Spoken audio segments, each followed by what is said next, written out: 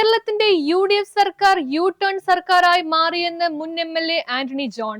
അധികാരത്തിലെത്തി 2 മാസം പിന്നിടുമ്പോഴേക്കും കേരളത്തിലെ UDF സർക്കാർ യു-ടേൺ സർക്കാരായി മാറിയെന്ന് മുൻ MLA ആന്റണി ജോൺ പറഞ്ഞു. തിരഞ്ഞെടുപ്പിന് മുൻപേ പറഞ്ഞിരുന്ന കാര്യങ്ങളിൽ നിന്നെല്ലാം അധികാരത്തിലെത്തി 2 മാസം പിന്നിടുമ്പോഴേക്കും യു-ടേൺ അടിക്കുന്ന നിലയിലാണ് സർക്കാരിന്റെ പ്രവർത്തനങ്ങൾ മുന്നോട്ടു പോകുന്നതെന്ന് ആന്റണി ജോൺ വ്യക്തമാക്കി. മുൻ മുഖ്യമന്ത്രിയും CPIM സ്ഥാപക നേതാവുമായിരുന്ന VS അച്യുതാനന്ദന്റെ 1ാം ചരമവാർഷികത്തോടനുബന്ധിച്ച് നടത്തിയ അനുസ്മരണ സമ്മേളനം കുട്ടമ്പുഴയിൽ ഉദ്ഘാടനം ചെയ്ത് സംസാരിക്കുകയായിരുന്നു അദ്ദേഹം. കാലാവസ്ഥയുടെ വിഷയം കഴിഞ്ഞ 10 വർഷക്കാലം ഉണ്ട് കേരളത്തിൽ. അത് കാലാവസ്ഥയുടെ പ്രശ്നം കൊണ്ട് മാത്രമല്ലല്ലോ. ഞാൻ സൂചിപ്പിച്ചല്ലോ, 40% കേരളത്തിന് ആവശ്യമായതിന്റെ 40% മാത്രമേ വൈദ്യുതി ഇവിടെ ഉത്പാദിപ്പിക്കുന്നുള്ളൂ. മറ്റ് അധിക വില കൊടുത്ത് വാങ്ങിയാണ് പ്രതിസന്ധി ഘട്ടങ്ങളിൽ ഗവൺമെന്റ് കാര്യം കൈകാര്യം ചെയ്തിരുന്നത്.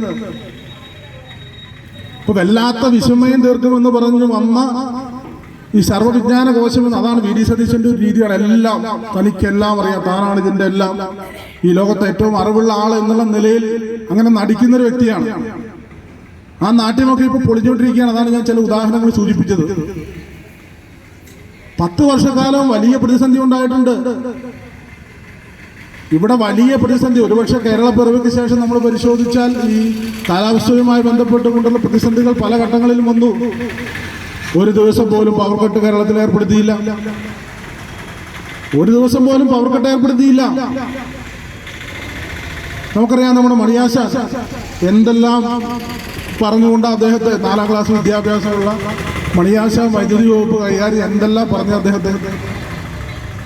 ആ മണിയാശനടക്കം ഈ വകുപ്പ് കൈകാര്യം ചെയ്തിരുന്ന വേളയിൽ ഒരു ദിവസം പോലും കറണ്ടില്ലാതിരുന്നില്ലല്ലോ. നമ്മൾ പരിശോധിക്കണ്ടേ?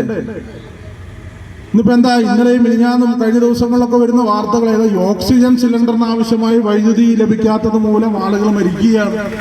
ഏത് സതീശന്റെ വിസ്മയ ഭരണത്തിലാണ്, മനസ്സിലാക്കണം. കറണ്ടില്ലാത്ത മൂലം ഇന്നിപ്പോ സോഷ്യൽ മീഡിയയിലൊക്കെ വരുന്നുണ്ട്.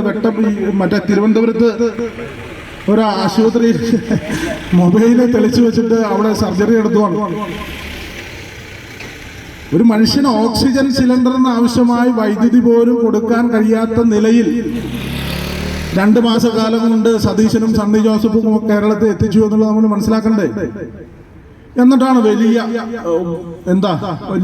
ഞങ്ങളെന്തോ എല്ലാം ഇത് ഒരു ദിവസം കൊണ്ട് മാറ്റിമറിക്കുമെന്ന നിലപാട് സ്വീകരിച്ച ആളുകൾ. എന്തെല്ലാം കാര്യങ്ങൾ നമുക്ക് പറയാൻ കഴിയും, എന്തെല്ലാം കാര്യങ്ങൾ. CPIM ലോക്കൽ കമ്മിറ്റിയുടെ ആഭിമുഖ്യത്തിൽ സംഘടിപ്പിച്ച സമ്മേളനത്തിൽ CPIM ലോക്കൽ കമ്മിറ്റി അംഗം MK ജോയ് അധ്യക്ഷത വഹിച്ചു. Local secretary VV Johny, TT Sajeev, CP Abdul Kareem, B Ratheesh, NP James, Mumtaz Reji, Saneesh PS, Shibi Sudhan തുടങ്ങിയവർ സംസാരിച്ചു.